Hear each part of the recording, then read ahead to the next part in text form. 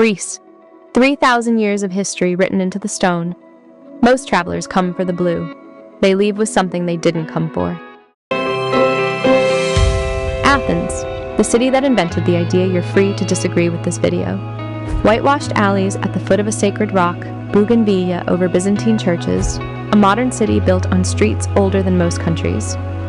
Below the Acropolis, the Temple of Olympian Zeus, the largest temple ever built in Greece. Started in 520 BC and finished by the Roman Emperor Hadrian in 132 AD. In 447 BC, Pericles spent the treasury of an empire on a single hill. The Parthenon went up in 9 years, 20,000 tons of marble, hauled from Mount Pentelicus.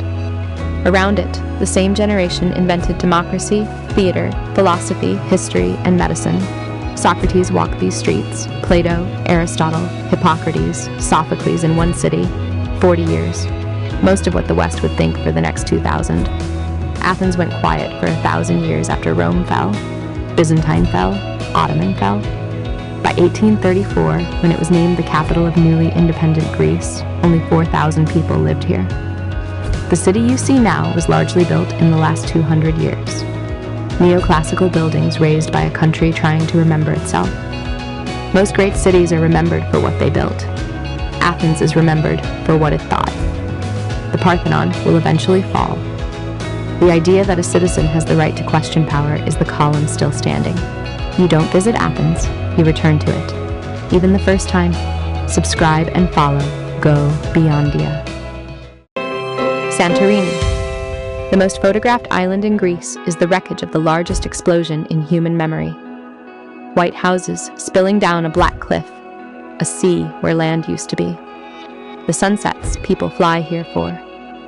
They're falling into a hole the earth blew open. Around 1600 BC, the volcano beneath this island erupted.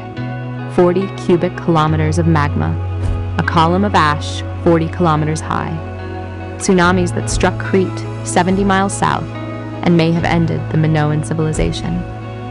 The crescent shape you see now, that's what was left when the center collapsed into the sea. Plato called it Atlantis. Geologists call it the Minoan eruption. And under 30 meters of ash sits Akrotiri, a Bronze Age city, frozen midlife. Frescoes still on the walls, pottery on the shelves, drainage systems worthy of Rome. 1,500 years before Rome existed, not a single human body has been found. They saw the warning, they left in time. Santorini joined modern Greece in 1830, one of the first islands to come home after Ottoman rule. Before that, Venetian. Before that, Byzantine. Before all of that, the place where the Aegean almost ended. Every photograph of Santorini is a photograph of an absence. The island people fell in love with is the shape grief takes when the earth forgets itself. The volcano is still there, alive, sleeping under the postcards. Subscribe and follow GoBeyondia. The Colossus of Rhodes stood here for 54 years. These walls have stood for 700. Most travelers are looking at the wrong roads. You come for the blue, for stone warm from 3,000 years of sun. For an island at the crossroads of 3 continents. Then you find the walls. In 1522, Suleiman the Magnificent brought 100,000 men to break them. 7,000 Knights of St. John held out 6 months. When they finally surrendered, the Sultan let them leave with their weapons and their wounded, because even he knew he'd witnessed something extraordinary. The Street of the Knights runs the same route it ran in 1309. Not restored, preserved. Every stone was laid before Columbus was born. Rhodes has been Greek for 3,000 years, but only part of modern Greece since 1947. Ottoman for 4 centuries, Italian until the Second World War. The Dodecanese were the last Greek islands to come home. Above the old town, Lindos, a cliff inhabited since the Neolithic Age. Phoenicians, Dorians, Romans, Byzantines, Knights, Ottomans. Every civilization chose the same rock. They all left. The view didn't. You leave Rhodes with something you didn't come for. And here, the windmills on Mandrake Harbor, built at the 15th century to grind grain for the ships leaving port. What Rhodes gives you, you carry home. Subscribe and follow GoBeyondia. Naxos. They started building the largest temple in Greece. The door is all that's left. The biggest Cycladic island, the greenest and the most lived in. Mountains that hide rivers and villages the tourist boats never reach. The gate at the harbor is called Portara. 4 blocks of marble, 20 tons each. Started in 530 BC by Lygdamus, the tyrant who wanted Naxos to outshine Athens. The temple was meant to be larger than the Zeus of Athens, larger than the Hera of Samos. Then Lygdamus fell, and the work stopped. 2,500 years later, the door still stands, because no one could move it. Above the island rises Mount Zas, 1,000 meters, the highest peak in the Cyclades. The name means Zeus. The cave on its slopes is where the Greeks said the king of the gods was raised. Climb the path, and the whole Aegean opens beneath you.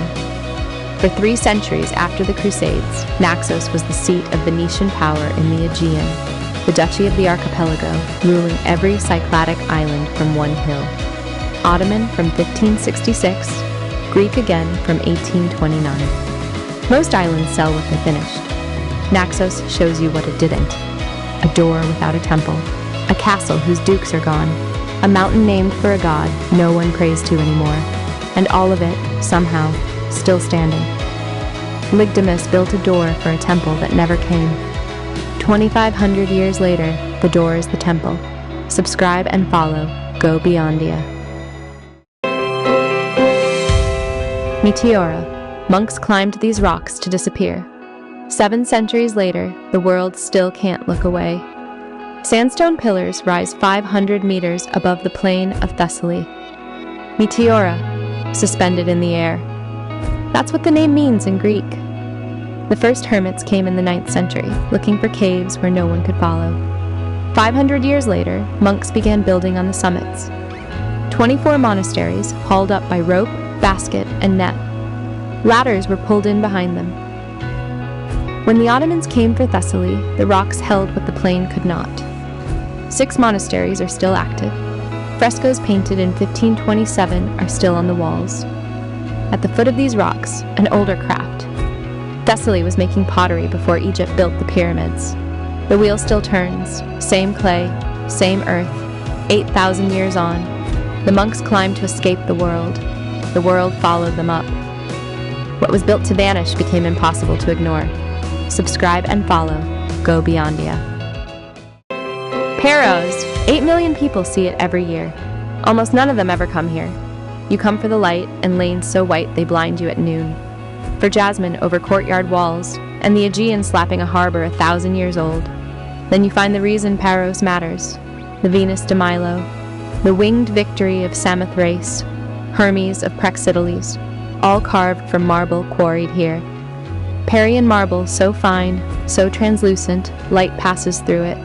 For centuries, the stone civilisations chose when they wanted to be remembered. The quarries at Marathi are still here, tool marks of ancient sculptors still in the rock. In Pericles stands Panagia Ekatontapiliani, the Church of 100 Doors, built in 326 AD by Saint Helen, mother of Constantine, one of the oldest churches in Greece. 99 doors have been found. The 100th, legend says, will appear only when Hagia Sophia returns. Paros has been Greek since the Bronze Age, Venetian from the 13th century, Ottoman for 2.5. When modern Greece was born in 1830, Paros was one of its first stones. White walls, blue shutters, lanes built to confuse pirates still working. Every spring the islanders whitewash by hand. The pattern lives because it's kept alive. You came for the light, huh? Paros taught the world that beauty has to let light through. Subscribe and follow GoBeyondia.